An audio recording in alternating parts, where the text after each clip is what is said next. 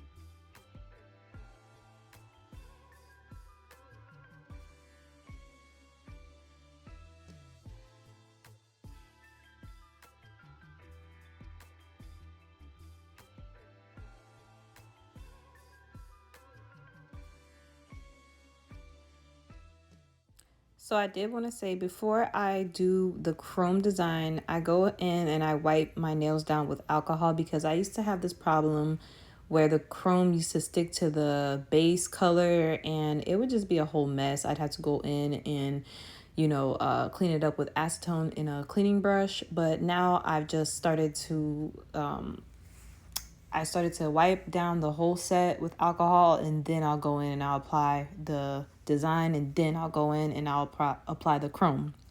So what I'm doing here, I'm starting the design.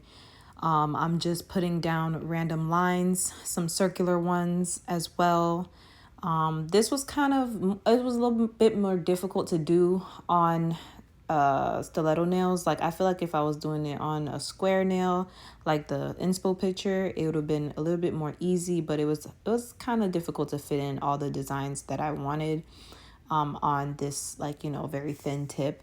But it can be done. I did it. So, just take your time and, go as slow as you need to.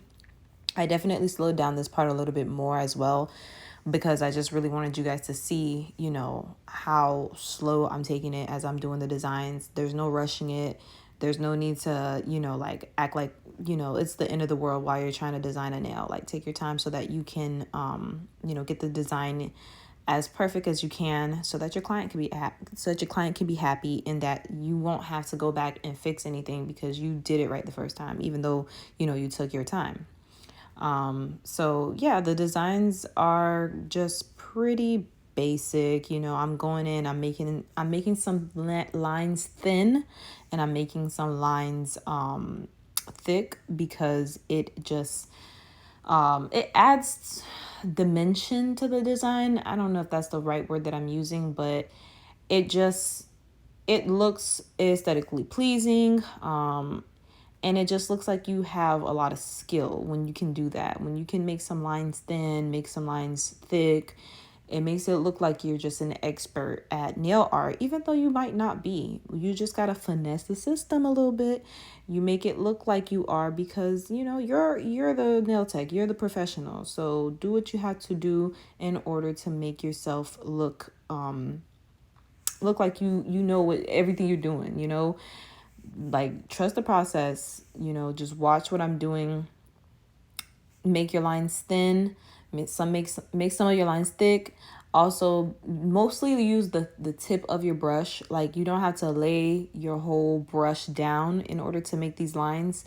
The tip of your brush makes you able to control the gel. Like using the tip of the brush, you're able to control the gel a lot better than just laying the whole brush down, which is gonna, smudge and mess up the design. And for thin lines, you definitely want to use the tip of your brush. For thick lines, you want to use more of your brush than the tip, if you understand what I'm saying. But as you watch this video, you'll see what I'm saying.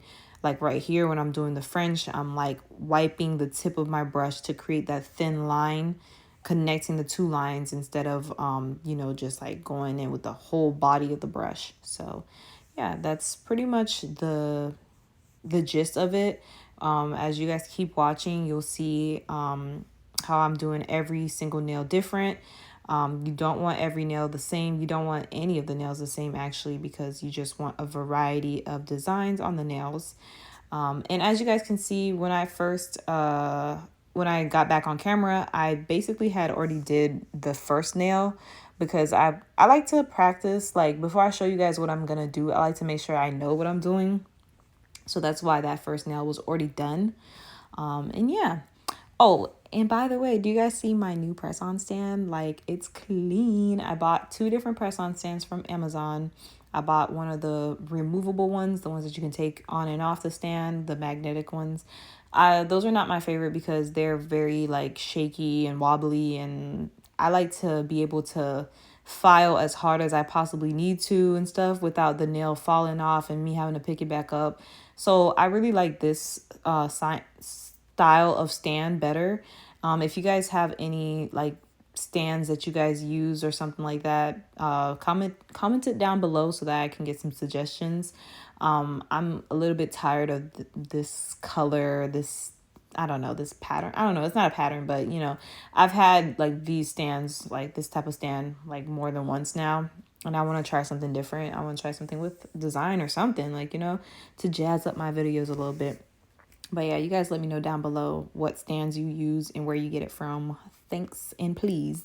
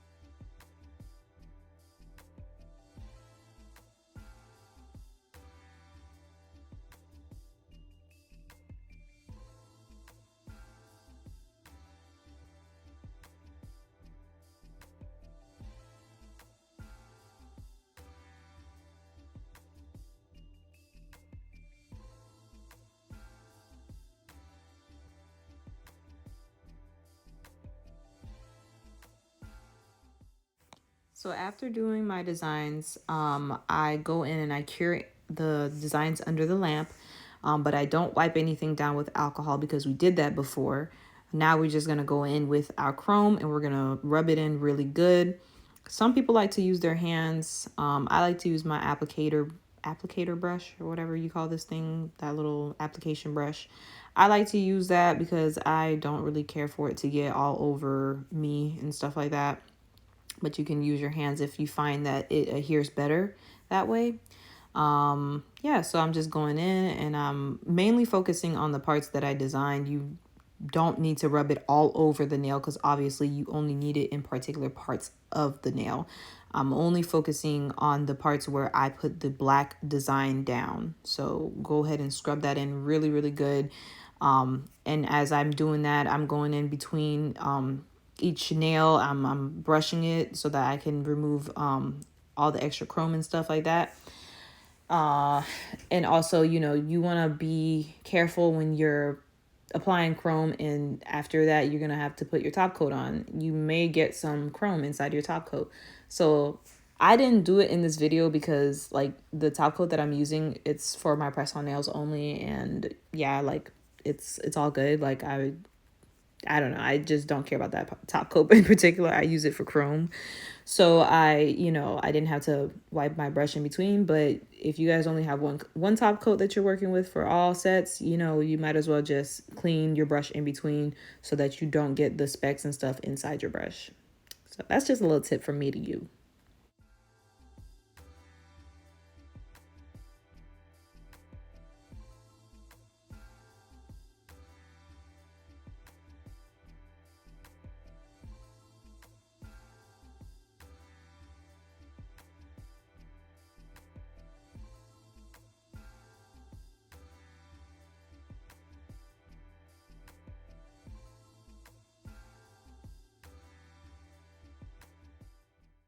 All right, you guys, so now I'm top coating each and every individual nail, making sure I get top coat all over it so that it can be as shiny and glossy as possible. You can top coat twice if you'd like, but this top coat one time, it's good for me.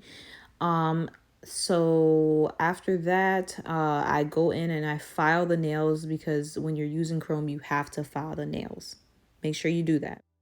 Thank you guys so much for watching. Make sure you like, comment, and subscribe. Bye.